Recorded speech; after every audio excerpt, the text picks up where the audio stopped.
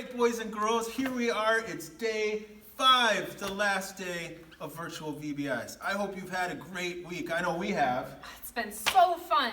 Now, I know we've asked before, but remind me, how many of you have gone swimming in a lake or a pond? Ooh. Yeah.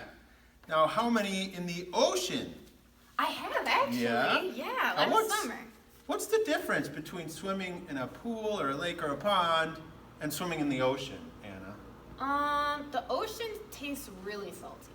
Yeah, it does. The ocean water is full of salt, and fresh water is not. Now, we need both fresh water and salt water to survive. Do you know which one we drink? Think fresh water. That's right.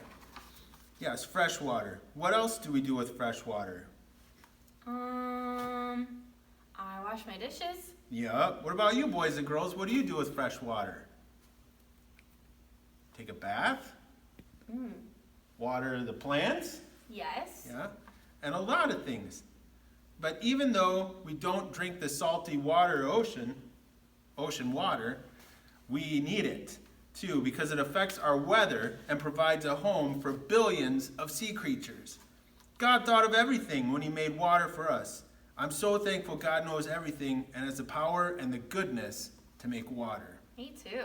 God is trustworthy.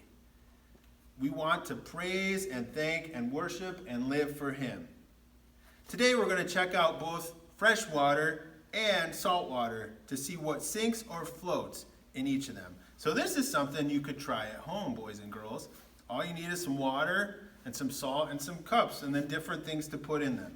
You'll see we have a container of salt water. Which one is salt water, Anna? Looks like this one. That's right, it says salty. And the other one, what's it say? Fresh. So we're going to test some items to see which float and which sink in which water. But before we do, I've got a question for you. How do you think salt affects water? Well, I know it affects the taste, but I'm not sure how it'll affect things floating in that. When salt is dissolved in water, like it is in the ocean and in this cup, it makes water more dense. Have you heard of dense before? Density? I remember that word from the sharks. Yep.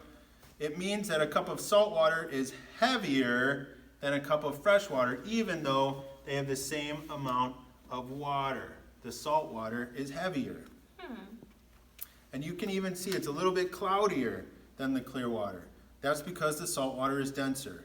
For something to float on water, it has to be lighter or less dense than the water that it's in, that's under it. Since salt water is denser than fresh water, some items are light enough to float in salt water, but still too dense to float in fresh water. You may have noticed this when you're at the beach. It's easier for a person to float in the ocean than in a pool or a lake. Did you notice that? That's true, now that I think about it. Now you'll notice in front of you is a bunch of items, okay? We've got a hard-boiled egg, and let's see what else. Oh, in this bowl, we've got some apple pieces, some hair clips, some rocks, and I've got some Cheerios and blueberries and rubber bands in here. So we're going to go one at a time and see what will float and what will sink. All right, let's start with the rocks.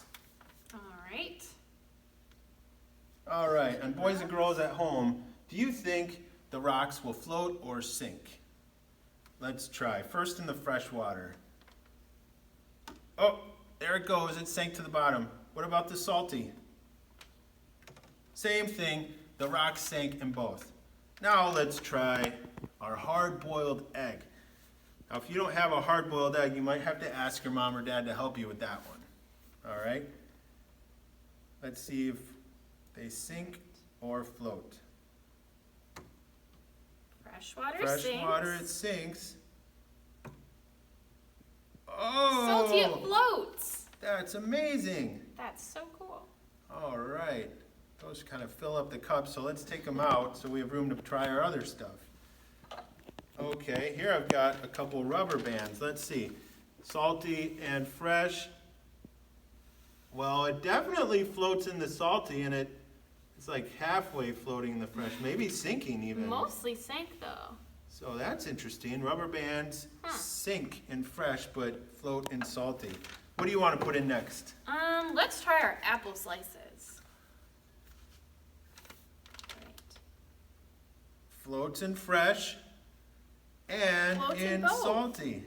Nice. All right, now we've got some paper clips. Right, ready? Yep. Sinks in both. Okay. How about some Honey Nut Cheerios? Ooh, I'll those put are those my in. favorite cereal. Now, you know what they do in milk, right? Mm-hmm. And kind of the same in water. They float in both. Now, how many of you like to put blueberries in your cereal? Maybe bananas? Let's see. Oh, it floats in the salty and sinks in the fresh. That's Wow. interesting. I think we have one more thing to try. What are those? Looks like some hair clips. All right. Alrighty. Sinks in fresh. And it sank slower in the salty water. All right, so maybe if it had more salt, it might even float. It might. Well, how many questions did you guess right? Did you get any of them right? Asking questions about what floats in freshwater or saltwater is fun, and it's easy to find the answers just by doing an experiment.